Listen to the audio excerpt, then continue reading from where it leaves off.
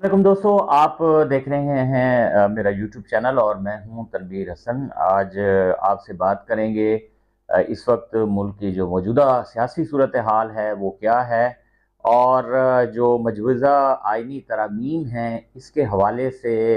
जो हुकूमत है वो ये कह रही है कि 25 अक्टूबर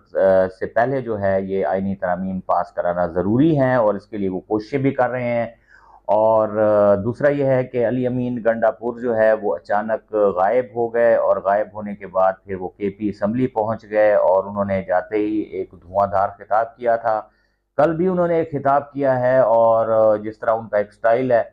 तो उन्होंने जो है ये कहा कि आईजी इस्लामाबाद जो है उसने केपी हाउस पर धावा बोला है। तो आईजी इस्लामाबाद को अगर ना हटाया गया तो इस्लामाबाद पर फिर एक दफ़ा हम लोग जो है वो चढ़ाई करेंगे। इसके पीछे क्या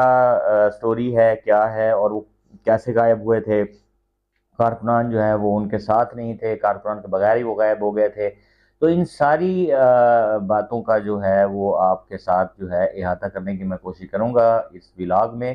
तो सबसे पहले बात शुरू कर लेते हैं कि आइनी तरमीम जो हैं वो इस वक्त हुकूमत के लिए एक मसला बनी हुई हैं, क्योंकि हुकूमत का एक अंदाज़ा था कि मौलाना फजल रहमान जो हैं वो मान जाएंगे, क्योंकि मौलाना फजल रहमान की जो साबका एक तारीख है वो ये है कि वो रूठते भी रहे हैं और मनते भी रहे हैं। और हमने देखा कि जब पहले दौर में प्रेसिडेंट आसिफ अली जरदारी थे, तो उस दौर में भी अगर आपको याद हो तो हम यही होता रहा कि वो मान जाते थे, क्योंकि हुकूमत जो है उसको ये था कि मौलाना फजल रहमान को कुछ तरगीबात दी जाएंगी और मौलाना फजल रहमान जो है वो मान जाएंगे और हमारा जो है वो मसला हल हो जाएगा, क्योंकि मौलाना फजल रहमान के मानने से जो है उनको ज़्यादा मेहनत नहीं करनी पड़ती, ये पढ़नी थी हुकूमत को, और ये आइनी तरमीम जो है ये मंजूर हो जानी थी। लेकिन यह है कि उनकी तवक्कुआत के बरखिलाफ मौलाना फजल रहमान जो हैं वो डट गए और उन्होंने वो जो मसवदा है जो उनसे शेयर किया गया उसको उन्होंने बिल्कुल ही मुस्तरद कर दिया और उन्होंने कहा कि जी हम इसको बिल्कुल नहीं मानते। और इसके अलावा ये है कि पीटीआई के जो वफूद हैं वो भी मिलते रहे मौलाना फजल रहमान से, तो बात जो है हुकूमत की बनी नहीं। और अब एक हमारे यहाँ सियासत में डिसइंफॉर्मेशन का भी एक सेल है जो कि बड़ी कुव्वत के साथ काम करता है। अभी पिछले दिनों कश्मीर पर जो एपीसी थी उसमें मौलाना फजल रहमान शरीक थे, और उसके बाद ये खबरें आना शुरू हो गई कि जनाब मामला तय हो गए हैं और मौलाना फजल रहमान ने नरमी दिखाई है। लेकिन उसके बाद मौलाना फजल रहमान की जमात के जो जिम्मेदार अरकान हैं उनकी जानिब से ये कहा गया कि जनाब ऐसी तो कोई बात नहीं हुई, वहाँ तो सिर्फ कश्मीर की बात हुई है और सिर्फ मुलाकात हुई है, ज़रूर हुई है, मियाँ नवाज शरीफ से भी हुई है, प्राइम मिनिस्टर से भी हुई है। जाहिर है कि एपीसी में तमाम लोग थे तो मुलाकात तो होनी थी, लेकिन उसमें कोई आइनी तरमीम के हवाले से बात नहीं हुई। तो हुकूमत ने एक जो है वो जैसे हुकूमत पहले कहती थी कि हमारे नंबर पूरे हैं, अगर नंबर पूरे थे तो फिर हुकूमत वो आइनी तरमीम क्यों नहीं लेकर आई और उसने आखिर पसपाई क्यों अख्तियार की। तो ये सूरत हाल है। इसमें मेरी अपनी असेसमेंट अगर आप मुझसे पूछें तो वो ये है कि मौलाना फजल रहमान जो हैं वो चूँकि आइनी तरमीम की बहुत सारी शिकें हैं जो कि अभी पब्लिक नहीं हुई और उसके बारे में मुख्तलिफ लोगों के पास जो मुख्तलिफ मसवदे आए हैं वो उसी को सही समझ रहे हैं। अब असल मसवदा पता नहीं कहाँ है, किसके पास है, इसके बारे में कोई कुछ नहीं जानता। तो मौलाना फजल रहमान जो हैं उसमें कुछ नुकात पर जो है वो इतफाक कर सकते हैं, यानी बिल्कुल इन टोटो उसको रिजेक्ट शायद ना करें, उसमें कुछ चीज़ों पर वो इतफाक कर लें। जैसा कि आइनी अदालत के हवाले से उनके बारे में कहा भी जा रहा है कि वो इसके कायल नज़र आते हैं, यानी आइनी अदालत, वफाकी आइनी अदालत जो कि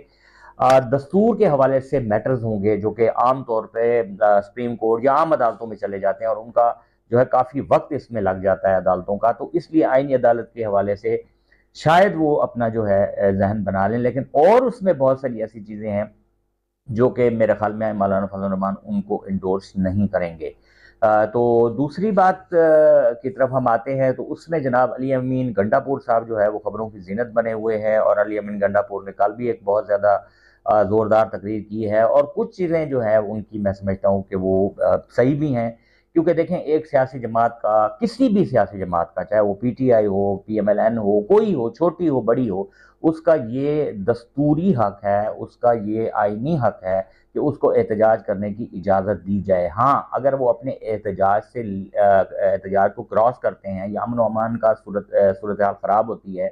या कोई तोड़ फोड़ में अगर वो लोग मुलवस होते हैं तो फिर उनके खिलाफ कार्रवाई जरूर होनी चाहिए, और ये भी कानून कहता है। लेकिन बात यह है कि इश्तियाल ना दिलाया जाए, हुकूमत की जानिब से मुजाहिरीन को इश्तियाल ना दिलाया जाए। कोशिश की जाए हुकूमत की जानिब से, इंतजामिया की जानिब से, कि जो पुरअमन एहतजाज है वो पुरअमन ही रहे और अपने टाइम पे एहतजाज जो है वो ख़त्म हो जाए। ये है बिल्कुल माकूल बात। लेकिन हमारे यहाँ क्या होता है, हमारे यहाँ ये होता है कि जैसे ही पीटीआई जो है वो कहीं पे एहतजाज की कॉल देती है तो अब वहाँ पे कंटेनर लगना शुरू हो जाते हैं, वहाँ पे पुलिस पहुँच जाती है, रेंजर्स पहुँच जाती है, और एक ऐसा माहौल बना दिया जाता है कि आम शहरी ये सोचते हैं कि पहले कि हम जाएं ही ना, अगर जो जाते हैं तो जाहिर है वो एग्रेशन में होते हैं, और एग्रेशन का ये नतीजा निकलता है कि फिर जो है वो मामलात हाथ से निकल जाते हैं, और फिर उस पर पॉइंट स्कोरिंग शुरू कर दी जाती है कि ये देखा जी हमने तो कहा था कि पीटीआई जो है वो इंतजार पसंद जमात है, और वो ये है और वो है, और उसके लोग ये कर रहे हैं वो कर रहे हैं। लेकिन ऐसा माहौल ही क्यों पैदा किया जा रहा है कि पीटीआई के लोग जो है वो इस नहज पर पहुंच जाएं?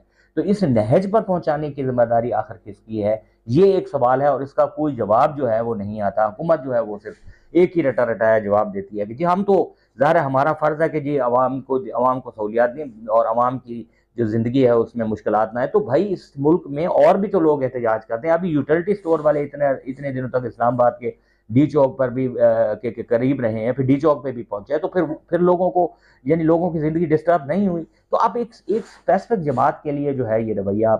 पता नहीं ये किस लिए बनाया गया, और क्यों इस तरह से जो है चीज़ों को जो है वो मैनेज करने की कोशिश की जा रही है, और मैनेज हो नहीं रही। तो अली अमीन गंडापुर का जहाँ तक ये कहना है कि आईजी इस्लामाबाद को अगर ना हटाया गया तो वो इस्लामाबाद पर चढ़ाई करेंगे, तो मेरे ख्याल में इसमें फिर एक टेंशन आ सकती है, क्योंकि जाहिर है कि अली अमीन गंडापुर के मुतालबे पर अगर आईजी को तब्दील कर लिया जाता है तो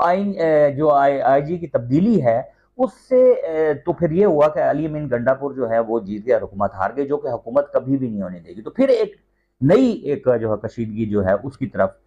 ये मामला चले जाएंगे। अब देखना आने वाले दिनों में ये है कि मामलात फिर क्या रुख अख्तियार करते हैं और फिर क्या सूरत हाल होती है।